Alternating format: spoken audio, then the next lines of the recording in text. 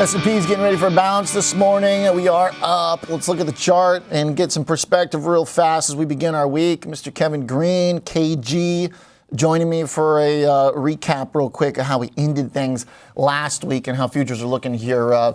Kevin, obviously we found support on Friday and kind of ended in a familiar territory. So how does that set us up for a little bounce this morning? Yeah, I mean, we are seeing a little bit of a follow-through bounce. Let's see if it's going to be able to hold here, Oliver. Once again, we kind of go back to this previous channel that we are now seeing as an area of support. As far as what we saw on Friday, saw some buyers kind of stepping in. And from a technical standpoint, you got to trade that range. And so if you're kind of looking at it for today and even for this week, what are you kind of looking for? Maybe that 60-20 level to the upside could be your first area of major resistance. Also looking at that 50-day moving average, which is sitting right there at pretty much 6,000. We know that's been a key fulcrum when it comes to this market as well. But we are seeing some risk on to start the day. We are seeing a little bit of fading, though, when it comes to Nvidia. And that's the one that I'm kind of keeping my eye out on. Can it actually sustain a bid after Friday's rally, or do we start seeing more, selling into strength? And that's something that we have seen in this market as we get pops, people selling in, trying to take profits, and that's where we kind of get this intraday volatility. But what I'm looking at for us to hold for this week, 5,900, going to be a key area. Keeping that channel line intact, that support channel line in blue, upper end, looking at that resistance area for that channel line, and then 60-25, 60-30 to the upside here for this week. Stochastics, if we can hold this gain as the market opens, that will actually come out of that oversold territory. We can kind of go back over this, 6 month or 3 month chart. Every time that we've kind of seen that cross back above, we at least have 2 follow through days that does occur here. So if that trend is going to kind of continue, you can make the case. You had a green day on Friday, maybe we have a green day today, maybe another one tomorrow. And then that's where we kind of question here. Intraday, though, ISM manufacturing has been a very bearish print, so I would expect some vol on that number because it could show some stagflationary fears, and that's where you can get elevated volatility. But we might be looking past that as we get the remarks from Donald Trump later today on this major investment announcement that he kind of hinted towards on that Truth Social post. Point taken, definitely on manufacturing. Market should, at this point, have some armor built in around those figures with all the policy stuff moving around too. But I hear you. Services might be a bigger surprise factor possibly. You got a dollar chart. We talked stocks. They haven't done too much different since we did. So let's talk some dollar here because it's down big. Greenback lower by 90 bips right now. Yeah, definitely. And if we're looking at it on a daily chart here, it seems like we might be developing a range where the upper end of the range is going to be 107.5, and then the downside looking at 105.75.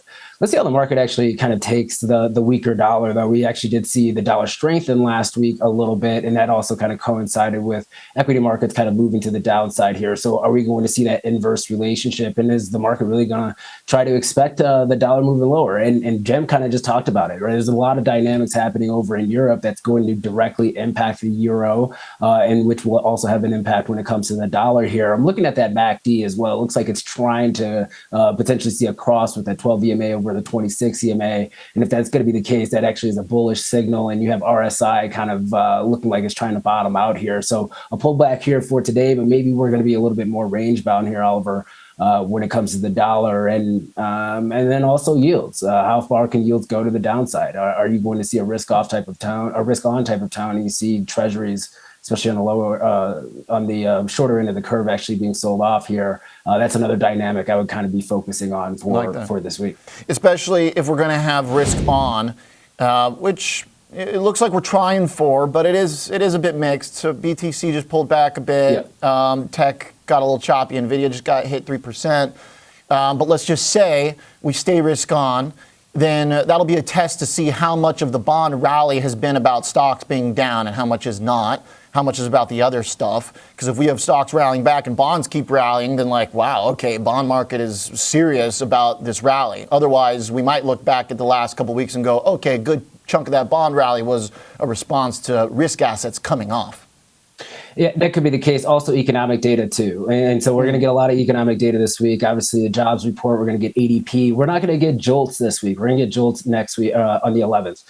So that's one of the job reports that we usually will see combined with ADP, but that's just not going to be the case.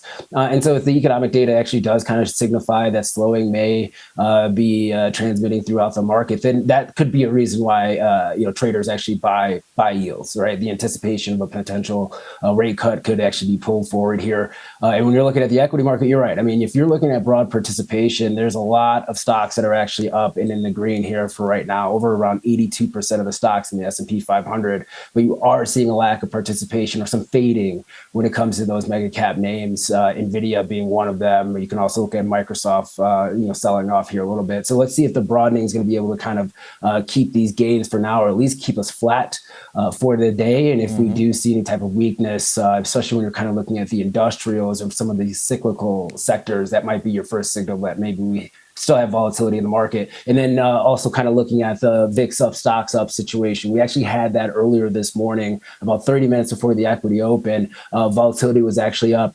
Equity markets were up about 0.5% or so. And if we have that VIX up, stocks up scenario, that kind of signifies that, hey, maybe some buyers and puts are still kind of stepping in here and looking for a little bit of a pullback, and maybe a vol crush is not on the horizon. And seasonality wise, we actually should still see a vol spike over the next week and a half there, Oliver. So something to keep on your radar. All right.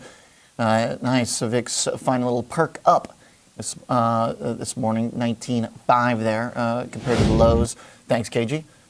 Appreciate the look at the technicals. Like the thoughts on the dollar chart versus bonds.